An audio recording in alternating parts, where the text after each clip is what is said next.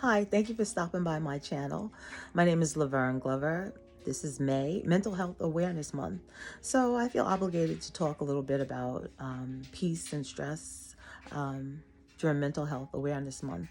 I'm certified by the Yoga Alliance and the Veterans Yoga Project as a Mindful Resilience Yoga Instructor. So in my classes this month, I will be talking about mindful resilience and stress and how to achieve peace.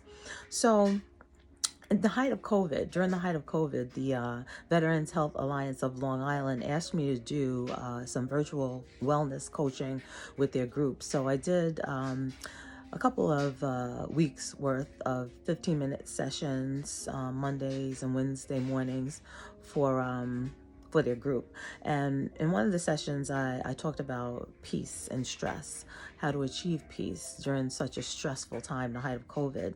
So I'm just going to do a little recap here since it is Mental Health Awareness Month. Stress. Let's talk about stress. Stress robs us of our peace. And there's a whole lot going on in the world right now. You watch the television, you see mass shootings, suicides. The suicide rate, 130 plus suicides per day in the United States per day. That's incredible. There's a lot going on. The economy, politics. You continue to watch the news, and it will just stress you out. Period. So anyhow, there's a lot going on out there. So the American Psychological Association did a study on stress and how stress affects the different systems of the body. And so I'm just going to quickly go over a couple of those systems of the body. So if you think about the musculoskeletal system, a typical effect of stress is temporal mandibular joint disorder, the grinding of the teeth, clenching the jaw. Some people do it at night and they don't even realize it. And the teeth take a beating from that, and the jaw, sometimes becomes sore and so forth. So another thing, most people that are stressed or unhappy tend to have protracted shoulders. So the shoulders are rolled forward, which gives an extended cervical spine, and it's going to eventually cause extended lordosis in the lower back.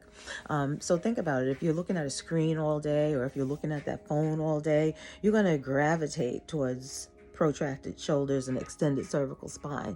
Looking at the screen, looking at the computer all day long, it just happens, and most people don't even realize it. They're in that awkward posture, but that's going to put a strain on your low back, a strain on your neck, and so forth, which could cause migraine headaches and so on and so forth. So that's the musculoskeletal system. So the endocrine system, when you're stressed, you're in fight or flight. So certain things start to be secreted in the body. When you're stressed in fight or flight, you create more cortisol. So your body starts to secrete this excess cortisol. And excess cortisol is associated with holding on to fat stores. Well, because your body's in fight or flight, so your brain is telling your body to hold on to all of that fat, because you might need all of that energy to fight a battle, or to run a race, or to freeze in place for a long time. Or you might not be getting any more food. It just puts your body in a state of, heightened awareness, right? So that cortisol is going to be secreted in excess. Your endocrine system is going to be working overtime, creating more adrenaline and all kinds of things to set you up for fight or flight. The nervous system, fight or flight. So your sympathetic nervous system is going to be working overtime if you're in a stressful situation, experiencing trauma or vicarious trauma. So then if you're in fight or flight for a long time, at some point you have to rest, right? So then your parasympathetic nervous system is going to have to take care of all of those things, all of those neurotransmitters, all of that excess neurotransmitter stuff that the body secreted is now going to have to be handled by the parasympathetic nervous system. So then you're going to have this on and off cycle going on from the sympathetic nervous system to the parasympathetic nervous system, and back and forth and back and forth. And it's going to put a stress on the organs of your body. Your body wasn't designed to handle all of this stress and trauma and all of the neurotransmitters or the chemical reactions associated with those things. So that's a little bit about the systems of the body. Oh, the respiratory system. If you're in fight or flight, a lot of people don't really focus on how they're breathing. So you become a chest breather. So if you're breathing with your chest, you may hyperventilate, or you're just not getting enough oxygen to your brain. You're not fully expanding your thoracic cavity, using your whole thoracic cavity to breathe. So you're really not getting enough oxygen in. And so the chemical reactions in your body, in your brain, require oxygen. So anyhow, you're setting yourself up for, or stress is setting you up for damaging the systems of your body. Yeah, so what are we going to do about all of this stress that is around us? Sometimes it just seems like it's unmanageable. So as a yoga instructor, I can tell you that there are 8 limbs of yoga, and one of those limbs of yoga is called pranayama, and pranayama is the breathing part of yoga. Control of the breath, control of the flow of oxygen in and out of the body, control of the flow of the life force in and out of the body. Think about it that way. So when you have racing thoughts, it's called chitta vritti. Racing thoughts, those thoughts that just have you constantly in fight or flight. By using the control of the breath in and out of the body, we can help calm the mind down. First of all, when we do that structured breathing, or pattern breathing, the mind, the brain is getting a normal flow of oxygen. So that alone is going to help with calming your mind down, or calming down those chemical reactions that are going on in the body.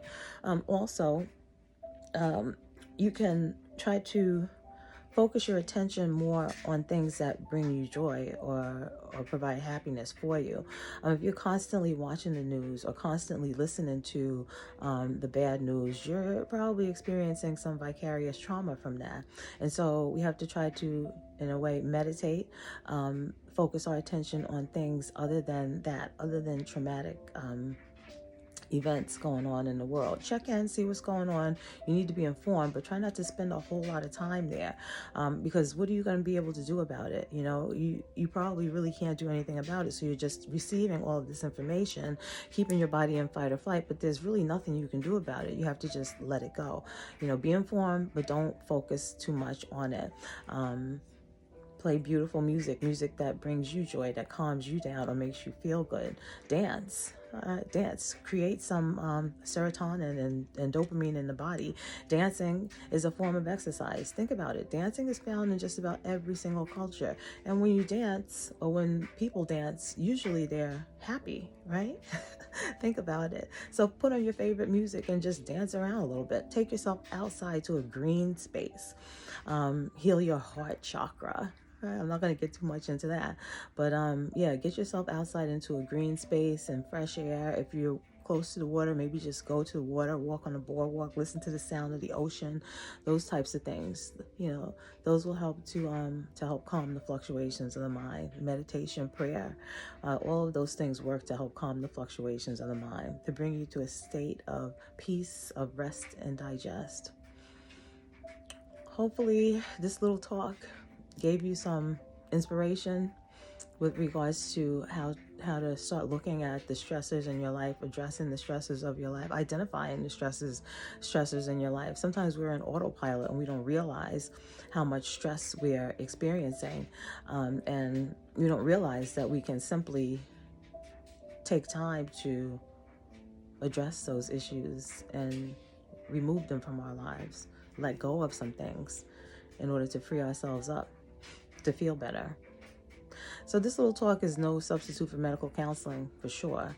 I can't get into yoga exercises, stretches, and things like that to make you feel good in this clip. But if you would like additional coaching from me, meditation, some guided meditation, or if you would like to do some gentle yoga practices, you can contact me. All of my contact information is in the description below. I wish you peace. I wish you wellness. I wish you health. I wish you love. Thank you for checking in.